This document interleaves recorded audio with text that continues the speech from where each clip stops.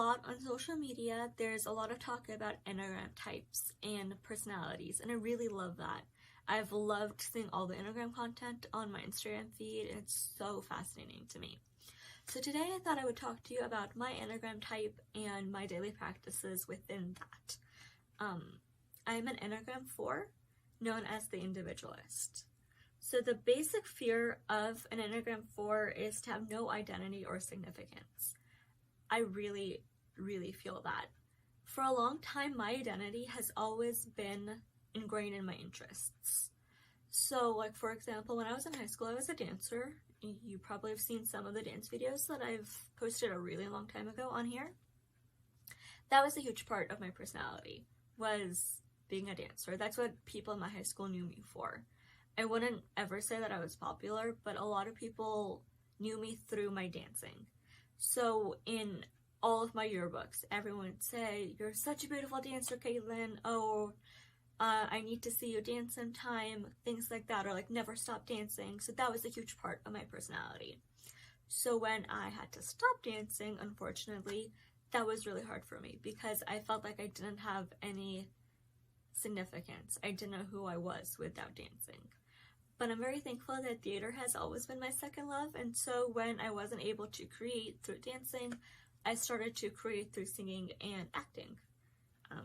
So that kind of fulfilled that like little void that dance left in my life. The basic desire is to find themselves, and I really also relate to that. A couple years ago, I used to be very insecure with who I was. I was dealing with a lot of crap related to my physical and mental health. You know that if you know me in real life, or have seen like my older videos that are not on YouTube anymore. So in 2020, my biggest goal for myself that year was to find out who I was, to find out what my beliefs are, what I don't believe in, what I stand for, all of those things. And I really, really came into myself in 2020. So for your wings, you can either be a 4-wing 3 or a 4-wing 5. Your wings are the sides that are the numbers right on either side of your type. So I am a 4-wing 3, known as the aristocrat or the enthusiast. Popular like pop culture character that is an Enneagram 4-wing 3 would be Elsa from Frozen. You can also be a 4-wing 5, which is the bohemian or the free spirit. And a popular character would be Alice from Alice in Wonderland. The key motivations of a 4-wing 5 is to express themselves and their individuality. Why can't I ever say that word? Anyways, I really find that I can express myself and who I am through my Instagram, through my YouTube videos, and through my blog posts. And the thing I hate most is when people tell me who I should be. Because I feel like when people tell me who I should be, that's what they would do as me. But they're not me. And as me, I do things my own way. There you go with the whole individualist thing. The big thing for me is I aspire to inspire. I want people who used to be like how I was to see that even though I had a lot of challenges in college, I still was able to graduate. It took an entire year extra, or year and a half extra, but I did it. And even though I am in constant pain because of my CRPS, it doesn't stop me from going to auditions and performing in theater. I want people to be inspired by what I do. So a big part of being an Enneagram 4 is being very attuned with our own emotions, and I'm very attuned with my own emotions. I'm a big crier, which it can sometimes be a really bad thing, but I feel like in being a big crier, that shows them that I have a lot of empathy for other people, and I'm a huge empath.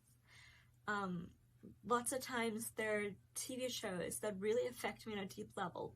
Not so much because I relate to that, but I hate seeing characters in pain.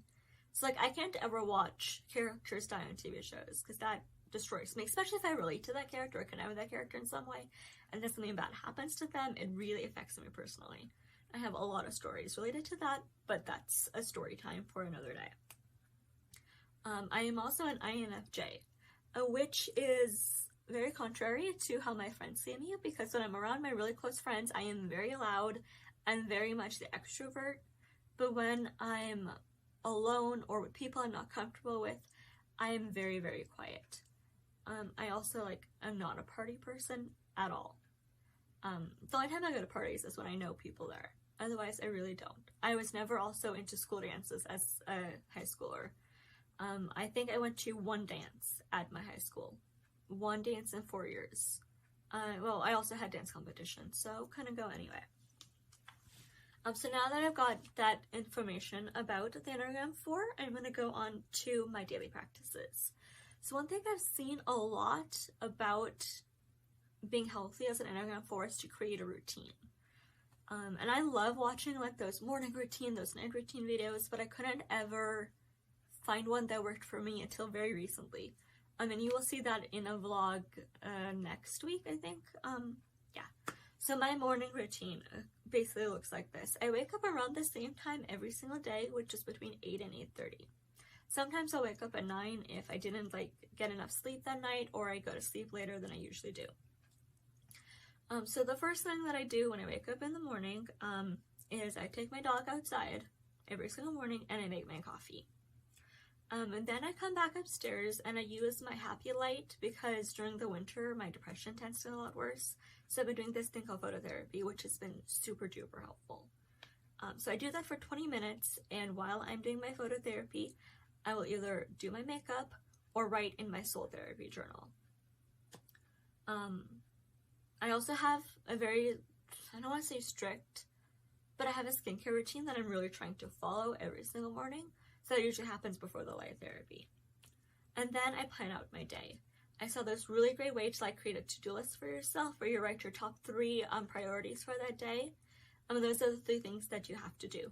So usually that's whatever plans I have. So when I finish writing this video, I can cross off, make YouTube video on my list of priorities for today. Or the days that I have tutoring, I would put that as one of my top 3 priorities, because then I know I can cross those off. And then I have my micro to-do lists, which are just the things that I want to do during the day, but they won't be a big problem if I don't get them done. So whether that's doing my laundry, something that I need to do, but if I don't do it today, I can do it tomorrow, and it's, not a big deal. And then I always take my vitamins in the morning. I have a specific set of vitamins I take in the morning, and then a specific set that I take at night before bed. So there's that. Another thing that I find myself doing a lot is I'm always comparing myself to other people. And for a while, that was a big part of my insecurities, was I was always wanting to be like someone else. And in my self-journey last year, I really became to be me. So one thing that I've noticed is that I'm comparing myself to other people when I see my reflection in the mirror. And that creates a lot of negative self-feelings for me. So the trick that I've done to do that is I cover up my mirrors. So I have a full-length mirror right by my closet door, and I have a really old white tablecloth that I just cover the mirror with, so I don't see my reflection. And then the mirror that's attached to my wall, I also have a pillowcase over that. And I've noticed that I don't compare myself with other people when I'm not seeing my reflection all the time. My TV is also covered.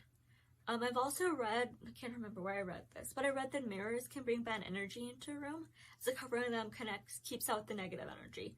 And I really feel that. I feel the negative energy of comparing myself when I see my reflection all the time. So cover your mirrors. So the third thing is creativity. And you all know that I love being creative. I'm very much the performer girl. And for a while, dance was how I was being creative. But now that I can't really dance anymore, I've found other ways for my creativity. For example, I am always, always, always listening to music. Whether that's my mainstream music that's not Broadway, or my Broadway music. I have this playlist of my top 10 favorite musicals, and that's basically all I listen to. And when I'm listening to them, half the time I'm getting up and I'm acting them out. I'm imagining myself as Trisha Abbott in Daddy Longlegs, standing on the stage singing about being the oldest orphan in the John Grier home. Or I'm Percy in the Spitfire Girl, and I'm leaving prison for the first time, and I'm on the bus ride to Gilead, Wisconsin. Or I am Elphaba in Wicked, singing about being with the wizard, those kind of things. And that's how I create. So I feel so happy when I'm doing that, and it's really important to me that I do that often, which I'm basically always doing, as I said before. The other way I create is my blog posts, my Instagram posts, and my YouTube videos.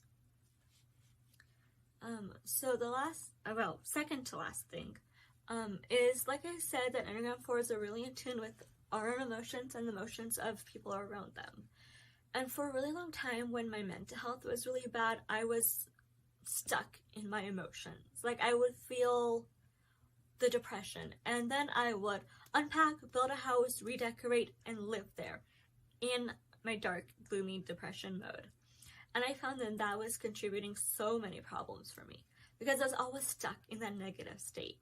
So now I've learned many ways to distract myself from those unwanted feelings, which I really like, whether that's my musicals, my reading, my making YouTube videos. There's so many ways that I found to distract myself.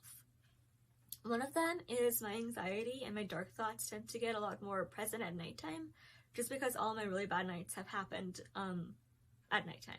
So the way that I combat that is I listen to audiobooks when I sleep. 9 times out of 10, that's Twilight, because I know the series so well, and I still really enjoy it.